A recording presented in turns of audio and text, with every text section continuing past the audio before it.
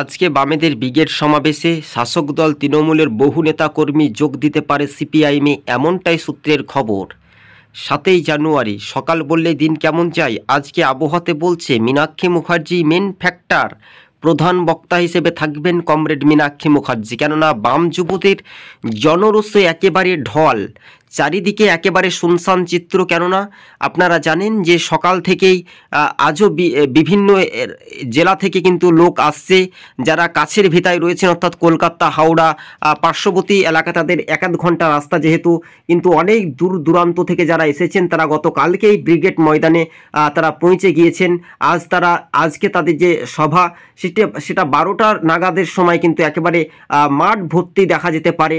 10:30 থেকে একেবারে খবরের আপডেট, কিন্তু 8,000-এরও বেশি কর্মী সমর্থক যোগ দিতে পারে লাল ঝান্ডায়। কেননা ঘরের ছেলে ঘরেই ফিরতে শুরু করে দিয়েছে। যারা বামেদের একসময় সহযোগিতা নিয়ে তৃণমূলের অনেকটাই দালালি করছে, তাদেরকে কখনোই দল রেয়াদ করবে না। স্বাভাবিকভাবে আপনারা জানেন যে বামেদের অর্থাৎ যারা জনপ্রতিনিধি গ্রাম পঞ্চায়েতের ভোটে জয়ী হয়ে তারা তৃণমূলে গিয়েছে, অর্থাৎ টাকা ইনকাম উপার্জন করার জন্য, ঘর বাড়ি এবং বইয়ের হাড় বানানো, বউ যাতে আরও ভালো করে খেতে পায় তার জন্য কিন্তু তারা উপার্জন করার জন্য গিয়েছে। কিন্তু এই ধরনের প্রতিক্রিয়া কখনোই বামেরা বরদাস্ত করবে না। কেননা যারা দল ছেড়ে অন্য দলে যায় তারা কিন্তু নিজের স্বার্থে, চরিত্র, টাকা ইনকাম, ব্যবসা করার জন্য যায়। কিন্তু বাম যুবনেত্রী কমরেড মীনাক্ষী মুখার্জির নেতৃত্বে বামেদের একটা জৈবনের ঢল রীতিমতো আজকে আছড়ে পড়বে কলকাতার রাজপথ ব্রিগেড ময়দানে। কমরেড মীনাক্ষী মুখার্জির একসময় স্লোগান ছিল, যদি তুমি ভয় পাও তবে তুমি শেষ, তুমি যদি আন্দোলনের মধ্যে রুখে দাঁড়াও তবে হবে বামপন্থীদের একমাত্রই কমরেড। রাজপথ কাঁপিয়ে জৈবনের ঢল, রাত পাহারা দিয়েছেন বাম যুবনেত্রী, যাতে কোনো রকমের শাসক দলের দুর্বৃত্তরা অপ্রীতিকর ঘটনা না ঘটাতে পারে। ব্রিগেড ময়দান ডাক দিয়েছে মীনাক্ষী মুখার্জি, চলো আজ সকাল সকাল ব্রিগেড মাঠ ভরাতে। রাজ্যের কার্যত আনাচ্ছে কানাচ্ছে, বৃদ্ধ থেকে বৃদ্ধা প্রত্যেকেই প্রশংসা করছে যে মীনাক্ষী মুখার্জির নামেই বাংলা কিন্তু আবারও উজ্জীবিত হবে। 34 বছরের রেকর্ড শাসক দল ভাঙতে পারবে না। কেননা 2026-এই এবার প্রত্যাবর্তন না পরিবর্তন, এটাই বাংলার মানুষকে কিন্তু ভাবতে হবে। আজ ব্রিগেড ময়দানে মাঠ ভর্তি লোকের জনস্রোতে জনরস দেখা যাবে বেলা 12টার সময়, এমনটাই খবরের আপডেট দিয়ে দিয়েছেন ডিওয়াইফাই রাজ্যের সভাপতি ধ্রুবজ্যোতি সাহা।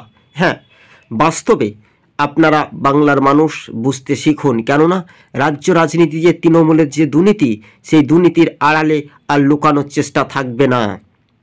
কাকভোর হোক কিংবা মাঝরাত, আপনার পাশে রয়েছে বামেদের এই তরুণ তুর্কিরা।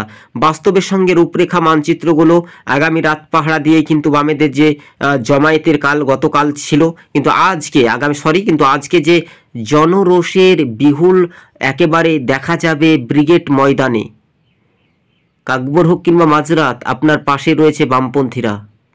গতকাল 6 তারিখ ছিল, আজকে 7 তারিখ, 7ই জানুয়ারি, কিন্তু রোববার, সবটাই কিন্তু আজকে ছুটির দিন।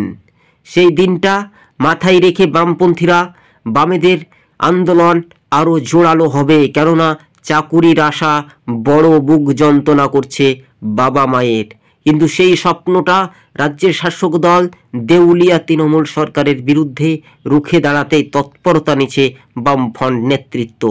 সঠিক মর্যাদা দিয়ে পশ্চিমবঙ্গের রাজনীতি ইতিহাস ধ্বংস করতে চাইছে শাসক দল দেওবন্দিরা। এই মুহূর্তে যে খবরের আপডেট আপনাদের সঙ্গে সবুজবঙ্গ নিউজ প্রতিবেদনটি তুলে ধরছে। 8,000-এরও বেশি কর্মী শাসক দলকে বড় ধাক্কা দিতে পারে বলে এমনটাই খবর সূত্রের মারফত সম্ভবত। হ্যাঁ, বাস্তবে বাম যুবনেত্রী কমরেড মীনাক্ষী মুখার্জি তিনি বলেন, বামেদের কর্মীদের জেলায় জেলায় বাধা দেওয়া হচ্ছে। যেমন বীরভূমের পালোয়ান বাগ বীর পালোয়ান, তিনি তিহার জেলে রয়েছেন। সেই তিহার জেল থেকে তার চেড়ারা আবার কিন্তু সেই তিহার জেলে আর রিহাই নেই, তাকে এবার মৃত্যুবরণ অবধি জেলখানাতে থাকতে হবে, কেননা আর রিহাই নেই। এই মুহূর্তের আপনাদের সঙ্গে যে আমরা প্রতিবেদনটি তুলে ধরেছি, রাজ্য রাজনীতিতেই দেখার বিষয় রয়েছে। কার্যত এটাই এখন সমহিমায় রাজনৈতিক ভবিষ্যৎ বলে মনে করছেন রাজনৈতিক মহল। চারিদিকে লাল আবির খেলা শুরু, চারিদিকে লাল ঝান্ডা।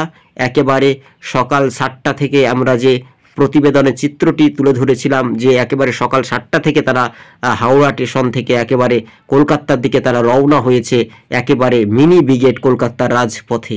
বেকার যুবদের একসময় এই সমহিমায় স্লোগান, রাজ্যে রাজ্যে মানুষ খুন, তৃণমূলের রাজ্যে এখন সুশাসনের ঘরে এখন দুঃখ শাসন। বাস্তবে বামেদের এই তরুণ তুর্কিরা আগামী দিন কিন্তু ভবিষ্যৎবাণী করবে। আজকে জানেন খুব সুখবরের দিন, আজকে বাংলাদেশের লোকসভা নির্বাচনের ভোট, অন্যদিকে বামেদের কিন্তু আরও একটা জোরালো আওয়াজ হচ্ছে, সেখানে দেখা যাচ্ছে যে সরাসরি কিন্তু মিনি ব্রিগেড সভা। সব দিনটাই রবিবার দিন, এই রবিবারের দিনে কিন্তু একটা বামপন্থীদের আকর্ষণীয় আলাদা সম্পূর্ণ ভাবপূর্ণ একটা দেখা যেতে পারে বলে এমনটাই মনে করছেন রাজনৈতিক মহল। হ্যাঁ, বাস্তবের সঙ্গে রূপরেখা মানচিত্রগুলো আগামী কোন পথে এগিয়ে যাবে সেটা এখন বাস্তবের সঙ্গে রূপরেখা দেখার তো বিষয় রয়েছে। হ্যাঁ, বাস্তবে 2024-এর লোকসভা নির্বাচনকে সামনে রেখেই বামেদের যে ব্রিগেড সমাবেশের প্রস্তুত, সেটা কিন্তু আজকে দেখা যাবে। শাসক দল তৃণমূলের মাথায় টনক বাজতে শুরু করবে, কেননা তারা অনেকটাই ভয় পাবে। এই মুহূর্তে যে খবরের আপডেট, সকাল বললেই দিন কেমন যায়, আবহাওয়াতে পরিষ্কার বলছে লালের ওপর ভরসায় শেষ পর্যন্ত বাজিমাত দেখা যেতে পারে। বাস্তবের সঙ্গে রূপরেখা মানচিত্রগুলো কতটা প্রভাব পড়বে এটা এখন দেখার বিষয় রয়েছে। এই মুহূর্তের সবচাইতে গুরুত্বপূর্ণ খবর, বিগ ব্রেকিং নিউজ, রাজ্য রাজনীতিতে সবচাইতে উল্লেখযোগ্য যে ভূমিকা, দর্শক বন্ধুদের সঙ্গে আমরা প্রতিবেদনটি তুলে ধরেছি। এই প্রতিবেদন রাজ্য রাজনীতির সমীকরণের মানচিত্র দেখার একটা বিষয় রয়েছে। বামেদের আজকে ব্রিগেড সমাবেশে লক্ষ লক্ষ মানুষের জমায়েত হবে, সেই জমায়েত দেখে শাসক দল তৃণমূলের দুর্বৃত্তরা ভয় পাবে।